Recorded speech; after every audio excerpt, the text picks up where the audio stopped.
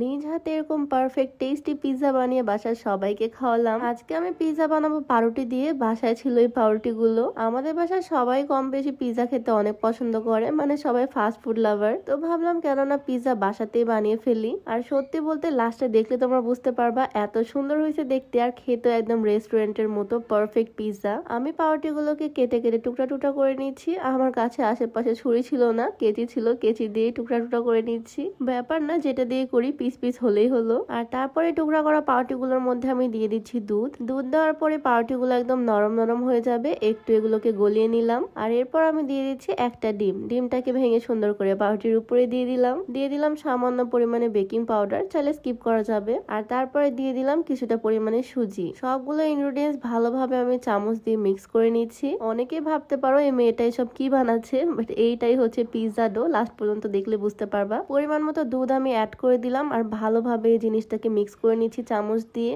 ভালোভাবে দুধ অ্যাড করলে পাউরুটি গুলো গলে যাবে আর ভালোভাবে এটা মিক্স হয়ে যাবে। কিছুক্ষণ মিক্স করার পর এই হচ্ছে ডোটার ফাইনাল লুক। এটাকে আমি কিছুক্ষণের জন্য রেস্টে দিব। এর মাঝখানে আমি আরো কিছু কাজ করে নিব। ছোট ছোট করে চিকেন পিস আমি কেটে নিছি পিৎজার টপিংস এর জন্য, যেহেতু আমি করতেছি চিকেন পিৎজা। আর তোমরা দেখলে বুঝতে পারবা মাত্র 10-12 মিনিটের মধ্যে এই পিৎজাটা রেডি হয়ে যায়। খুবই কম সময় লাগে, একদম ইনস্ট্যান্ট পিৎজা। আর তোমরা যারা লম্বা হতে চাচ্ছ, কোন রকমের সাইড এফেক্ট ছাড়াই মাসে 2 থেকে 3 ইঞ্চি পর্যন্ত উচ্চতা বাড়তে চাচ্ছ, তোমরা চাইলে এই হাইট গ্রোথ প্লাস সাপ্লিমেন্টটা ট্রাই করতে পারো। এটাতে যে উপাদানগুলো ব্যবহার করা হয়েছে প্রত্যেকটাই প্রাকৃতিক উপাদান। আর এটা বাংলাদেশের বিএসটিআই কর্তৃক অনুমোদিত হয়। এটাতে কোনো রকমের সাইড এফেক্ট নাই। এটা বানিয়ে খাওয়ার প্রসেসটাও খুবই সিম্পল। 1 গ্লাস গরম দুধের মধ্যে 1 চামচ পরিমাণে সাপ্লিমেন্ট গুলিয়ে মিশিয়ে খেয়ে নিলেই হবে। তো এইটা তোমরা পেয়ে যাচ্ছ শেক অ্যাভিনিউ ফেসবুক পেজে। তাদের পেজটা আমার ডেসক্রিপশনে মেনশন করে দেওয়া থাকবে, চাইলে ভিজিট করে আসতে পারো। তো এই ছোট ছোট মুরগির মাংসের টুকরাগুলোর মধ্যে আমি বাটা মশলা, গুঁড়া মশলা, লবণ সবকিছু দিয়ে দিলাম। লবণ, হলুদ, মরিচের গুঁড়া আর বাটা মশলা এই কয়েকটা ইনগ্রেডিয়েন্টসই দিছি। আর ভালোভাবে হাত দিয়ে মিক্স করে নিচ্ছি। যেহেতু একদম ছোট ছোট টুকরা করে কাটা, তাই এটা ম্যারিনেট করতে রাখার কোনো দরকার নেই, একদম সাথে সাথে ভেজে ফেললেই হবে।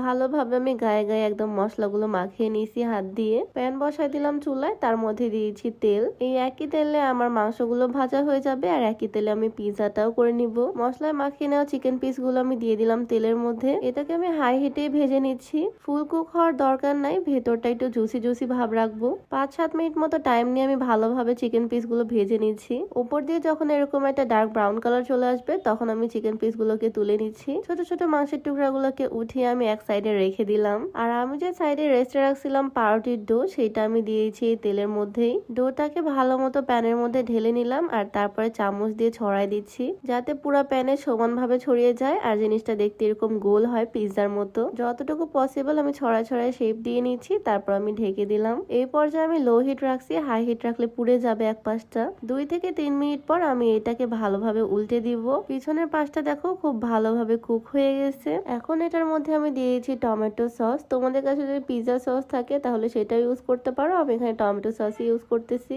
সসটাকে ভালোভাবে চামচ দিয়ে ছড়াই দিচ্ছি ফুল পিৎজাতে, যাতে প্রত্যেকটা স্লাইসে প্রত্যেকটা বাইটে সমানভাবে সস আসে। সস দেওয়া শেষে আমি দিয়েছি চিজ। গ্রেট করা চিজ গুলোকে আমি হাত দিয়ে উপর থেকে ছড়াই ছড়াই দিচ্ছি, একটু বেশি করে দিয়ে দিলাম ফুল পিৎজাতে। এটা হচ্ছে ফার্স্ট লেয়ার। এখন কিন্তু পুরাটাই করতেছি একদম লো হিটে। 1 থেকে 1.5 মিনিটের মধ্যে চিজ গুলো এরকম গলে যাবে। তারপর আমি দিয়েছি চিকেনের পিস গুলো। পিৎজার উপর দিয়ে আমি সুন্দর করে ভরপুর করে ছড়াই দিচ্ছি, যাতে ফুল পিৎজাটা একদম চিকেন চিকেন হয়ে যায়। দেখো পুরাটাতে আমি সুন্দর করে ছড়াই দিলাম। আর টপিংস এর জন্য আমার কাছে আছে একটা টমেটো, একটা পেঁয়াজ আর 2-3টা কাঁচামরিচ। এর বেশি বাসায় এখন ক্যাপসিকাম বা বেল পেপার কিছুই নাই, তাই টমেটো, কাঁচামরিচ আর পেঁয়াজটাকে কেটে নিলাম। এগুলোকে ইউজ করতেছি টপিংস হিসেবে। পেঁয়াজের টুকরাগুলো সুন্দর করে উপর থেকে ছড়ায় ছড়ায় দিচ্ছি। দেখো অলরেডি কিন্তু পিৎজার সুন্দর একটা লুক চলেও আসছে। এরপর আমি কিউব কিউব করে টমেটো কেটে রাখছিলাম, সেগুলোও দিয়ে দিচ্ছি ফাঁকা ফাঁকা জায়গাগুলোতে। মানে আমি টপিংস দিব একদম ভরে ভরে। একটু লম্বা লম্বা স্লাইস করে টমেটো কাটছিলাম, সেগুলোও দিয়ে দিলাম। দেন দিয়ে দিচ্ছি কাঁচামরিচ। দেখতে কিন্তু খুব কালারফুল হয়েছে, তাই না, এগুলো দেওয়ার পরে। আর সব শেষে উপর থেকে আবারও গ্রেট করে করে আমি চিজ দিয়ে দিলাম।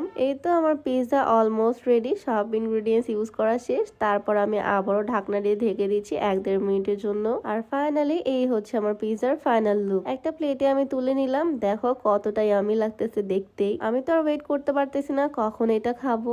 একদম চিজি চিজি হয়েছে আর দেখতে একদম দারুণ লাগতেছে। দেখেই আমার মনে হচ্ছে খেতে মনে হয় অনেক বেশি টেস্টি হবে, তাই তাড়াতাড়ি আমি ছুরি নিয়ে এসে কাটতে শুরু করে দিলাম পিৎজাটাকে। বাসার সবাই খাবে, তাই সবার জন্য পিস পিস করে নিলাম। আর সত্যি বলতে সবাই খেয়ে বলছে এটা অনেক টেস্টি হয়েছে। হয়েছে। 10 মিনিটে জাস্ট বাসায় থাকা ইনগ্রেডিয়েন্টস গুলো দিয়ে এত টেস্টি পিৎজা বানিয়ে ফেললাম আজকে নিজেই। তোমরাও কিন্তু চাইলে বাসায় এটা ট্রাই করে দেখতে পারো, অনেক ভালো লাগবে। তো আজকের ভিডিওটা তোমাদের কাছে কেমন লাগলো অবশ্যই জানিও। তো সবাই ভালো থাকো, দেখা হচ্ছে নেক্সট ভিডিওতে। আল্লাহ হাফেজ।